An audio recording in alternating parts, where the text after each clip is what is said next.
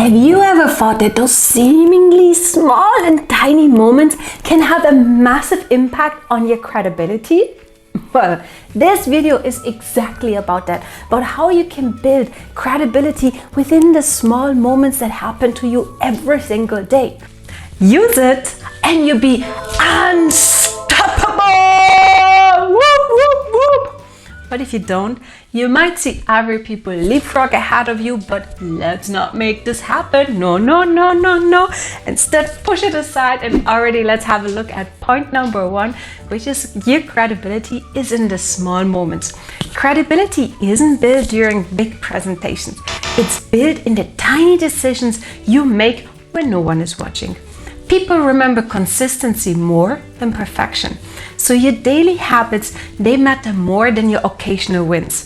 Every time you follow through, show up prepared, or communicate clearly, you're depositing into your trust bank. And you've heard it clearly. What matters is mostly that you show up consistently. And it's not this one-time presentation where you shine. It's not this one moment that counts. No, it's the daily interactions you're having with people. Let me put it differently. Let's say you have in front of you a jar. And with every interaction, you create one little ball with kind of an experience you put back into the jar. Let's say you have this one experience. It's outstanding. It's amazing. So you put this shiny ball inside. But the next meeting you're going to, you're coming unprepared. You have no idea. You're not really participating. Then it might be more a negative ball you put inside. And if you continue that pattern, you might have one shiny experience amongst a lot of not so nice experiences.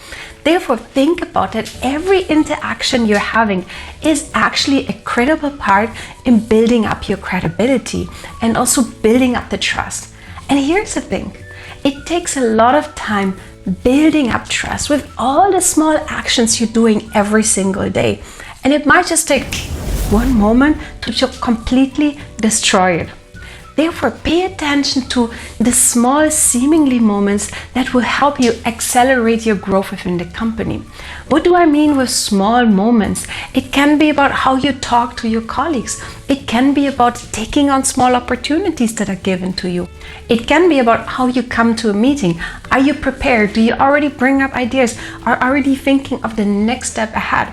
If you continue this pattern consistently, you will see big development, big changes happening, because as you do it consistently, people are more likely to understand, looking again in this big jar of all the different experiences, I see a pattern here. I think this person is unstoppable. And the same thing applies to your daily interactions. Of course, pay attention that you don't do it just once. No, it's really that you do it consistently. And a presentation might be just one combination of all the great work you've done beforehand. So always remember, it's the small encounters that matter, that help you build up the credibility you're aiming for. Then let's have a look at point number 2. Honesty is a career strategy, not a personality trait. Being honest about what you can and cannot do makes people trust your work. And that trust becomes your currency. Pretending you know something when you don't always backfires, because the truth eventually shows up in the results. Leaders remember the people who speak up early, not the ones who hide mistakes until they explode. And one lesson that we can take away from here is that it's okay to not know everything, because for that we're working with many different people. Everybody has their own expertise, their own topic that they're interested in, that they can contribute largely. And if you don't know everything, guess what? It is okay. It is okay to say, I don't know. But what matters and what is the most important thing is, what are you going to do out of it? Let's say you don't know something about the topic that you see is going to become a crucial part of your work. Of course, then you can say, hey, let me learn more about this. I want to see how I can use it for my daily interactions. How can I use it to increase productivity, increase my output, and of course, support the company, accelerate sales, or whatever objectives you're having here.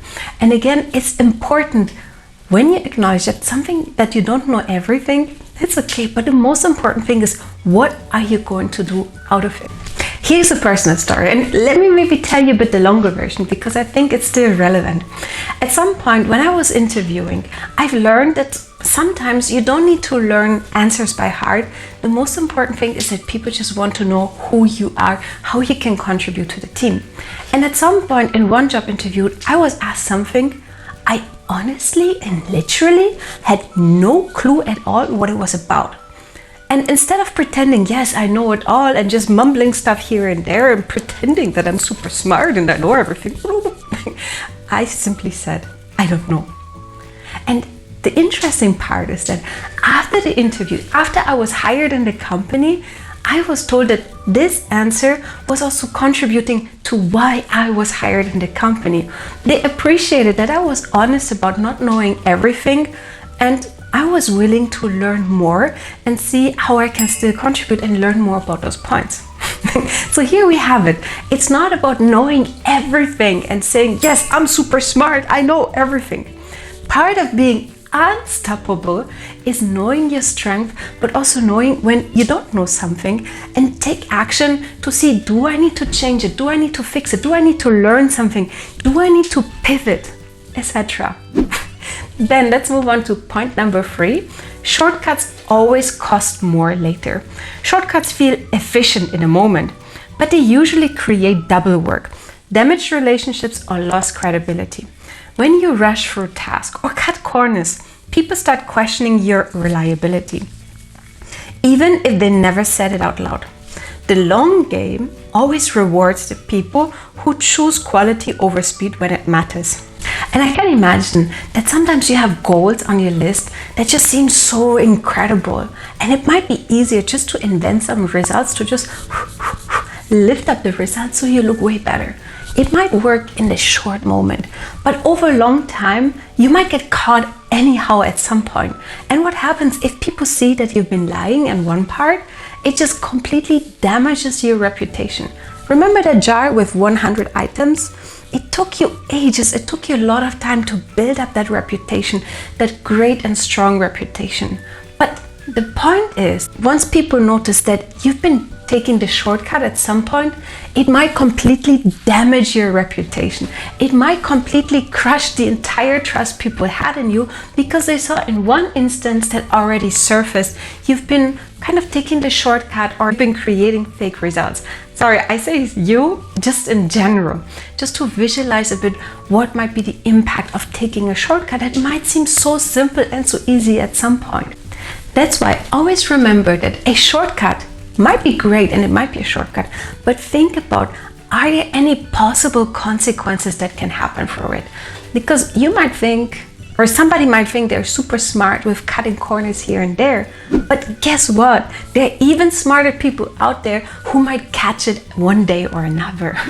Point number 4, don't take advantage of colleagues. The workplace is a small ecosystem, and people always notice who contributes and who drains the team. When you take credit unfairly, manipulate situations, or rely on others to cover your gaps, your reputation quietly erodes.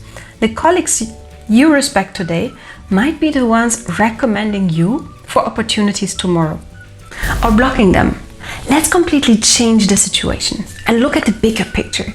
Imagine at some point a colleague has been manipulating you or taking credit for actions you've been taking in the past, and was like, yes, I did it alone without your help.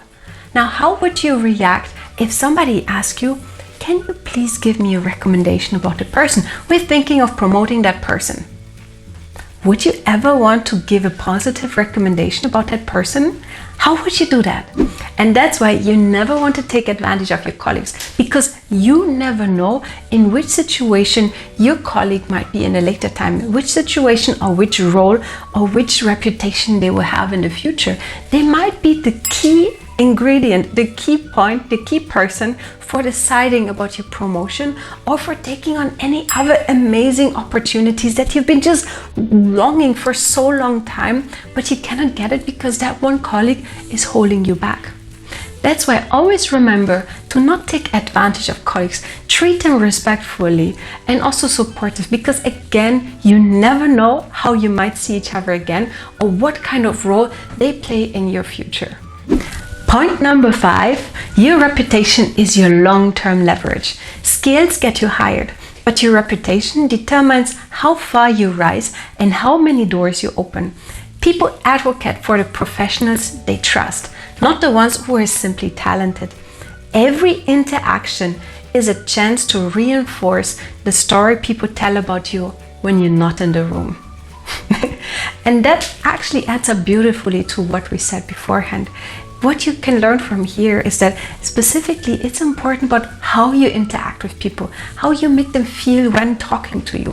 For example, you have a manager proposing you a great opportunity, or maybe you don't think it's a great opportunity, but you have a manager proposing you, considering you for one task. But in the end, you also think of another task that might have more impact towards increasing sales, increasing efficiency, etc., or increasing output.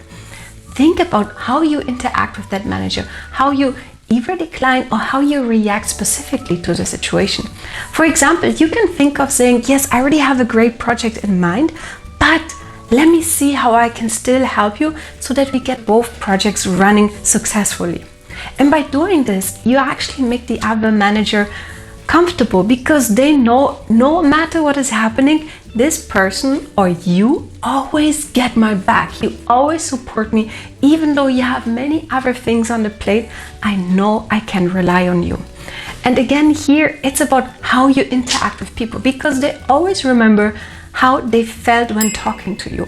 And again, it's also about the consistency, how you consistently support them, how you consistently come up with ideas so that over time, they have this reputation, this understanding of you as being somebody to enjoy working with, but most importantly, as a person who is able to deliver results and no matter the situation, is always able to help you. Of course, you can also adapt it to your own brand. Of course, what I'm sharing here now are general terms, but have a look also as to how you specifically want to be perceived at work. Do you want to be a credible worker? Do you want to be an innovative worker? Do you want to be somebody who gets things done? Do you want to be somebody who brings in a lot of sales? You see, the list is long. And as long as you're clear on that, you can also make sure that the interactions you're having, they support that image you want to portray in the company. But most importantly, you need to be consistent when talking with many different people. Because coming back to our one example, who knows? This manager might be the key person to decide about a promotion or a relocation to other different teams. And that's why you always want to have a positive connection with many different people. Your actions today are shaping the opportunities you get tomorrow. So choose the habits that make you proud of the person that you are becoming. Now we're already at the end of this video, but let me know in the comments which points you found the most interesting, which point you would definitely consider next time you're engaging at work. And of course, remember to hit the like and subscribe button so that you can hear and see more of those videos coming up in the future. Until then, see you. Bye. Good day. And by paying attention to that, of course, you can build up a very trustful credibility. I don't know if you can say it that way, but if not, I cut it out. Interviews. The interviewer asked me, Louisa, actually, I don't even remember. Okay.